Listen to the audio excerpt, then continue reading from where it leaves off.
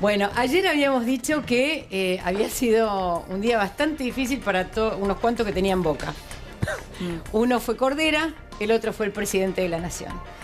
Y el presidente de la Nación habló de un tema dificilísimo en la Argentina, muy claro para algunos, no tan claro para otros, pero que sigue siendo un tema muy duro. Y eso creo que no hay nadie que lo discuta. Y vamos a instalarlo, vamos a instalar el tema de desaparecidos y vamos a hablar acá y vamos a discutir el tema acá con todos nuestros invitados.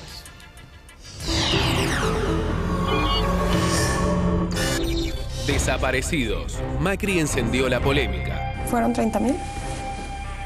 No tengo idea. Eso es un debate en el cual yo no voy a entrar. Si fueron 9.000 o 30.000, si fueron 9.000 o 30.000. Hoy Mauricio Macri se sacó la careta. Hoy Mauricio Macri nos mostró a todos quién es.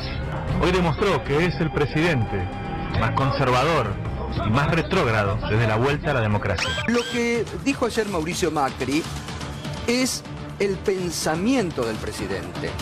Es el pensamiento del PRO y es el pensamiento del gobierno. No en vano ya la polémica la había instalado antes Darío Lo Pérfido. No tengo ningún inconveniente en decirlo. En la Argentina no hubo 30.000 desaparecidos. Fue una mentira que se construyó en una mesa para obtener sus subsidios. No vamos a aflojar en la metodología del respeto, y esto es una falta de respeto muy grande a nosotros y para nuestros hijos. ¿Macri duda de los desaparecidos? Y luego de plantear esta pregunta, yo la verdad me permito decir que no creo que hayan sido las palabras justas para el presidente de una nación. Lo deben haber agarrado desprevenido, quiero creer eso, porque uno no entiende cómo es que dicen, no quiero meterme ahí, no tengo ni idea cuántos son, tratándose de una parte muy oscura de la historia de nuestro país. Pedro, buenas tardes, ¿cómo estás? Muchas gracias por estar con nosotros. No, gracias a usted por invitarme. ¿Escuchás esto y qué te pasa?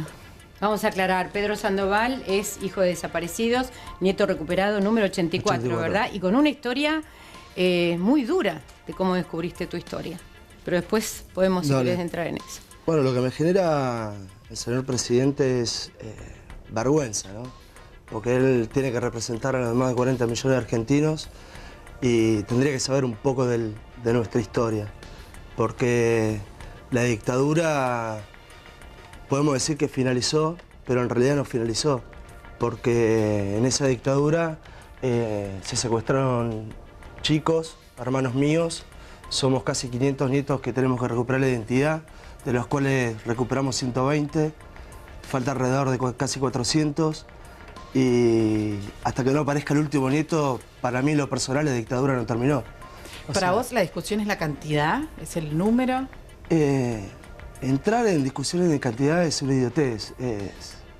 No tiene nada que ver si fue 9.000, 30.000.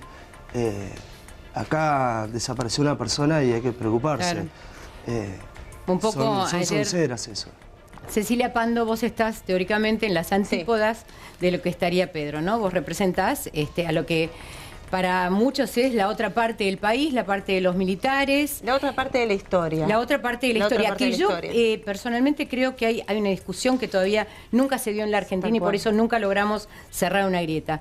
Pero coincido con lo que decimos todos. Acá hubo un genocidio de gente que fue realmente tremendo. Si fueron 9.000, 30.000, 45.000, los que fueran, fue tremendo. No importa el número, ya sea un desaparecido, es repudiable. Pero de ahí a mentir y a decir que son 30.000, ¿cómo educamos a nuestros hijos? A nuestros hijos los tenemos que educar en la verdad.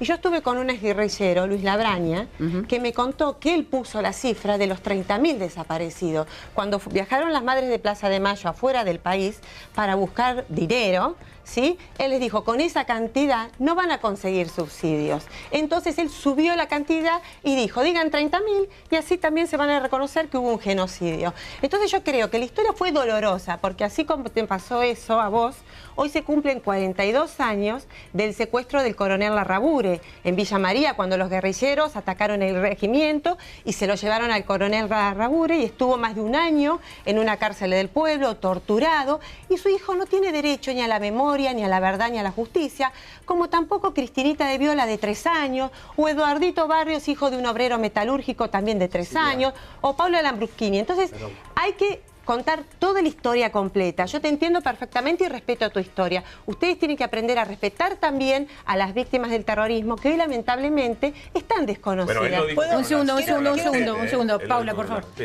Yo quiero hacer un aporte técnico porque me parece que si no, no nos entendemos. Claro. El Estatuto de Roma habla de lesa humanidad y la verdad que la cantidad de desaparecidos o de muertos sí tiene que ver, porque el Estatuto de Roma, para declarar algo como de lesa humanidad, le da dos requisitos. Uno es el ataque generalizado y sistemático a la población civil. ¿Y por qué voy? Ahora te cuento por qué, Cecilia. Y el otro es que venga del Estado o de organizaciones terroristas. Y cuando hace el análisis sobre las organizaciones terroristas, dice que en muchos lugares, que no tuvo que ver con Argentina, pero en muchos lugares, como por ejemplo lo que fue Ruanda, había digamos, ejércitos irregulares que no venían del Estado, que estaban enfrentados. En ese marco decían que lesa humanidad siempre va a ser el ataque a la población civil. Déjame terminar, que estoy dando lo técnico para que no nos perdamos. Es ataque sistemático a la población civil. Por lo tanto, podemos discutir Rucci, podemos discutir Formosa, podemos discutir Viola, pero ahí no hubo, en términos del Estatuto de Roma, Corte Penal Internacional, ratificado por todos los Estados miembros, no hubo ataque sistemático y generalizado a la población civil. Digo, como para diferenciar que eso no le saca gravedad al homicidio. No hubo delito de lesa humanidad. En el momento de los hechos no existía esa categoría. No podés aplicar la ley para atrás, siempre para adelante. Estoy estudiando Derecho, me metí a estudiar Derecho por todas las violaciones que se les están haciendo a los militares. Me lo explican en la facultad. Es una vergüenza, me dice. Entonces, bueno, respetemos la ley. Un segundo, Cecilia. Mariano Hamilton. Si vos conocés la diferencia o tenés clara la diferencia entre terrorismo y terrorismo de Estado, que es un poco lo que decía Florencia. Esto es central, es la discusión central. Y además, efectivamente, el terrorismo de Estado también cometió la guerrilla cuando estaba apoyada por Cuba, ¿sí? O cuando mataron a Rucci, llevaban las armas. Estás mezclando todo. Lo financiaba Cuba. Pero estás mezclando, Cecilia, estás mezclando. No justifico ninguno, repudio todo tipo de terrorismo. Sí, pero las cosas justas. Es básico saber y decir la cantidad de gente que fue desaparecida. No es una cuestión menor. La CONADEP te lo dice. ¿Por qué miente? Yo fui al monumento de la Costanera. Estamos hablando de desaparecidos. Estamos hablando de desaparecidos. Lo que pasó. Estamos hablando de desaparecidos. Desaparecidos es que vos no tenés cadáveres para tener un segundo. Pero no tenés cadáveres. No tenés los cadáveres para decir el número exacto, justamente. 30.000 desaparecidos. Entonces pones cualquier cosa. Un minuto. Me permiten los dos. Un segundo, por favor. Claudio Lozano. No, primero respecto al presidente. A mí me parece, comparto lo de que da vergüenza, me parece que lo más grave de lo que mostró Macri es que revela una absoluta ignorancia sobre el tema y que no le ha preocupado saber qué es lo que ocurrió en la Argentina y de qué está hablando, cuando la verdad es un capítulo... ¿No sabe? Yo creo que no tiene la menor idea. No lo quiso decir. Creo que él sabe. Déjame terminar. No, pero te pregunto, ¿vos crees realmente que no lo sabe? ¿Y qué acabo de decir? Creo que en lo que dijo revela ignorancia. Revela ignorancia y creo que francamente es alguien que no le gusta hablar de ese tema. Y consecuentemente busca cualquier manera para eludirlo. Diciendo con vos, El segundo Yo creo que sos estadista o no sos estadista. No es estadista. ¿Sos un hombre, sos un político o no sos un político? Bueno, yo estoy diciendo lo que hizo él, no sé lo que siente. Porque hay cosas que se sienten, ¿entendés? Pero, digo, está bien, opina lo que quieras. Yo te digo lo que yo veo. Y es un tipo que ha demostrado ignorancia sobre el tema. Segundo tema, me parece que lo más grave es el concepto de guerra sucia. En la Argentina no hubo guerra. Fue una guerra sucia, lo dicen los mismos guerrilleros. No hubo guerra. Por favor, ese es el relato. Ese es el relato de... Yo no tengo que guerrilleros, supuestos guerrilleros hablar. Yo no tengo que mi hijo, tengo a mi papá desaparecido. Minuto. Un segundo, Cecilia, por favor, te pido. Está terminando Lozano. Segundo tema, me parece lo más grave, Pedro, por favor. No hubo guerra sucia, me parece que no hubo dos ejércitos librando ninguna guerra en la Argentina. Eso no ocurrió. Las organizaciones terroristas fueron aniquiladas al comienzo de la dictadura militar y el proceso represivo y el terrorismo de Estado continuó durante todos los años. No existió en ningún momento un conflicto bélico que justificara hablar de guerra. ¿Qué pensás de lo que dijo el otro día el Papa? Y lo otro no hay ningún tipo de relación entre lo que le cabe a una organización terrorista llevando adelante el crimen que en todo caso lleve, con lo que significa el terrorismo de Estado o lo que significa la idea de haber colocado como mecanismo represivo la desaparición de personas que significa que el Estado ejerce la represión ausentándose de su responsabilidad y estableciendo un mecanismo clandestino para llevarlo adelante. Por lo tanto, no tiene nada que ver una discusión con la otra y este es el tema de fondo. Y con respecto al número, que también importa,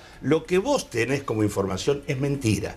No es mentira. Sí, es mentira. Yo trabajé en el movimiento de derechos humanos. Yo trabajé en el movimiento de derechos humanos y sé perfectamente cómo se construyó la cifra de los 30.000. La verdad que esa cifra se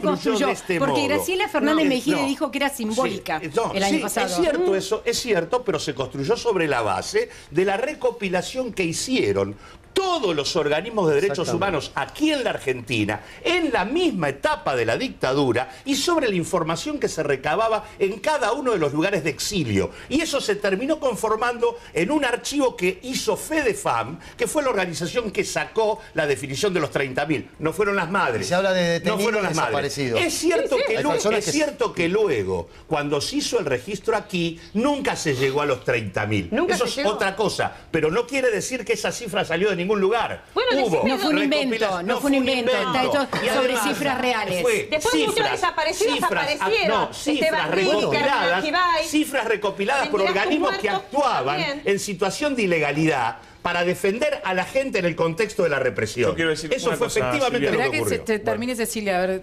No, justo estábamos, ya me fui de... Tenía la idea y se me fue.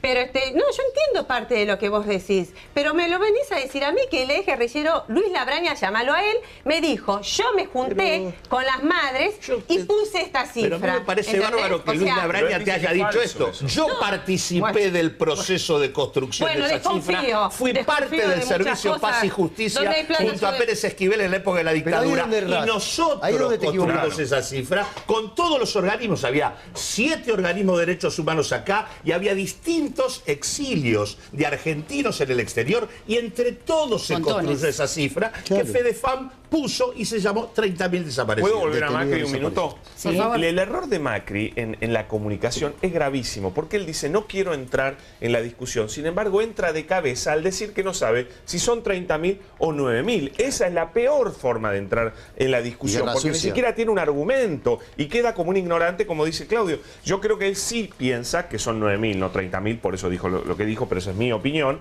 Lo que pasa es que un presidente no puede expresarse de esa manera y él sabe, después del escándalo de lo pérfido, que no hay que entrar en este tema. Y él dice, no quiero entrar, y entra de cabeza. Fue una brutalidad lo que Pero hizo. entonces estamos de acuerdo, Pablo, de que estas no son palabras... Perdón, Mariano. No tiene que entrar en esa discusión. Puedo preguntar, estamos todos de acuerdo concretamente que, a ver, lo que dijo no es concretamente las palabras de un presidente de una república. Totalmente. Estamos todos de acuerdo. Y quiero agregar, y lo más grave no es la discusión del número. Era lo más lo de grave guerra es sucia. Lo de la guerra. Exactamente. Y otra cosa, y hablar de Bonafide, perdón, Cecilia, hablar... Parezco loca, pero no comparto con usted. No, yo sé que vos no lo compartís. Guerra sucia. Pero la justicia en la Argentina porque no y se la sabía justicia dónde a nivel estaba el enemigo, internacional si tu amiga realmente definió... quería poner una bomba. De a uno, por favor, permitile, por favor. No es un problema Claudio, permití que pero no es un problema tuyo mío. ¿Te acordás? Pero no es un problema tuyo mío. No es un problema tuyo. Que era amiga de una chica de la universidad y pero no es un problema tuyo mío. La justicia ya definió. Perdonen, no se entiende. Claudio, te pido por favor que... Vos, porque por ahí en la dicotomía no nos encontramos. ¿Vos creés que Checolá está bien condenado?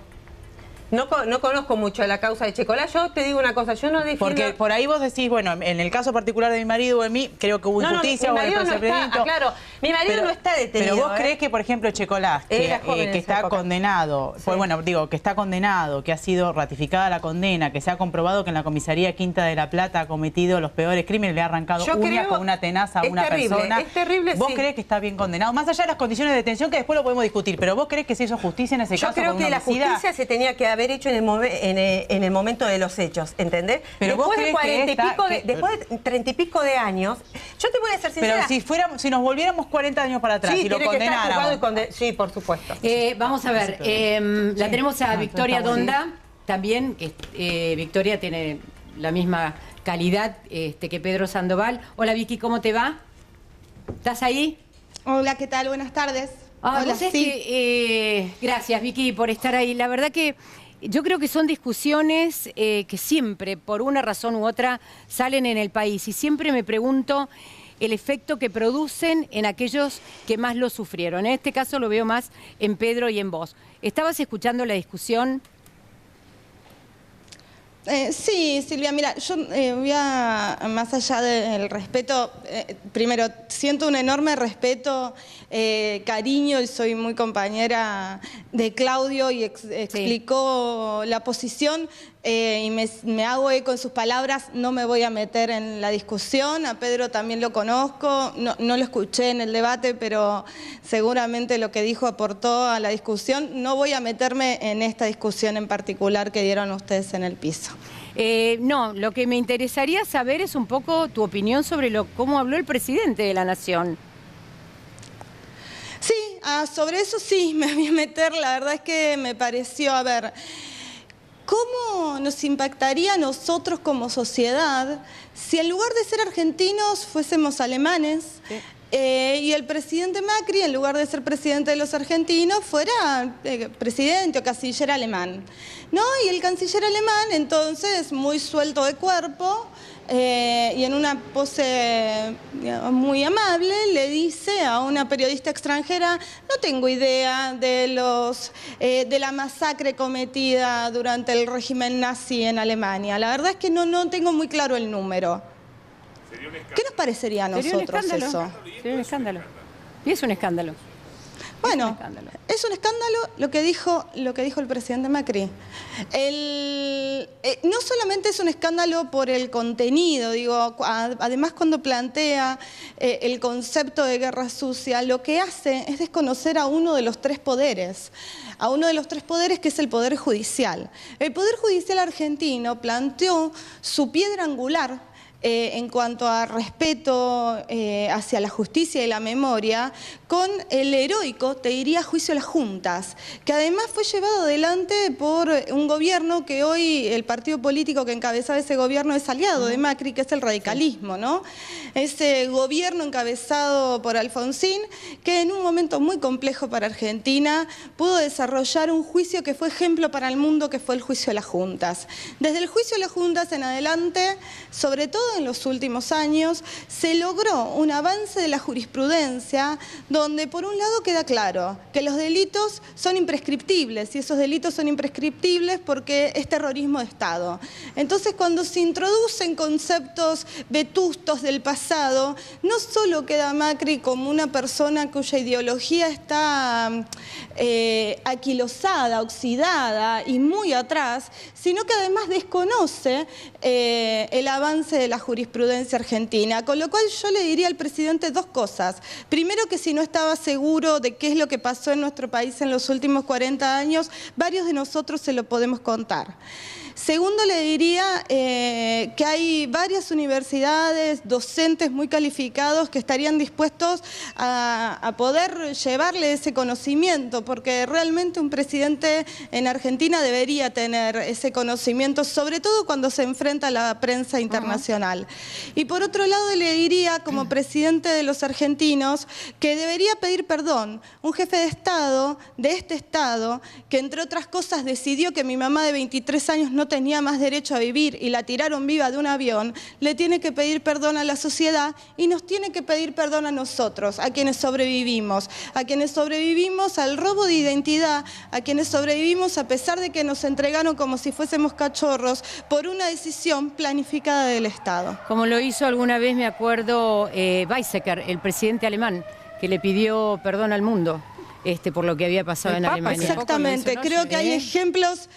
Creo que hay ejemplos en el mundo que nos muestran cuál es el camino a seguir. Uno de ellos es, por ejemplo, un gran líder mundial, otro premio Nobel de la Paz, además del querido Adolfo Pérez Esquivel, que es Mandela. Bueno, creo que ni siquiera estoy comparando a Mandela con Macri, ni mucho menos.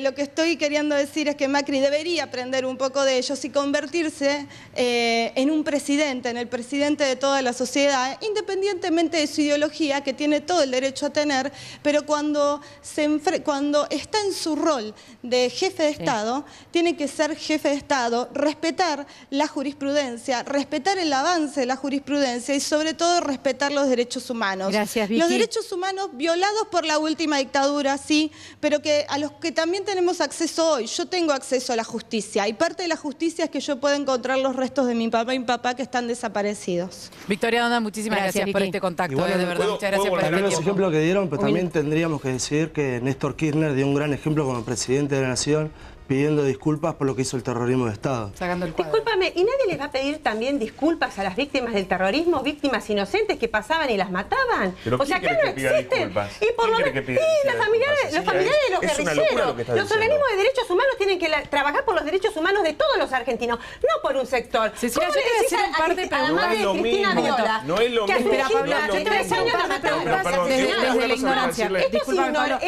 voy a hacer un par de preguntas desde la ignorancia. Insisto, como lo dije ayer, esta historia yo la leí en los libros, me la cuenta mi madre y la escuché mucho de mi abuela. Independientemente a nivel familiar, que es otra historia. Te sorprendería.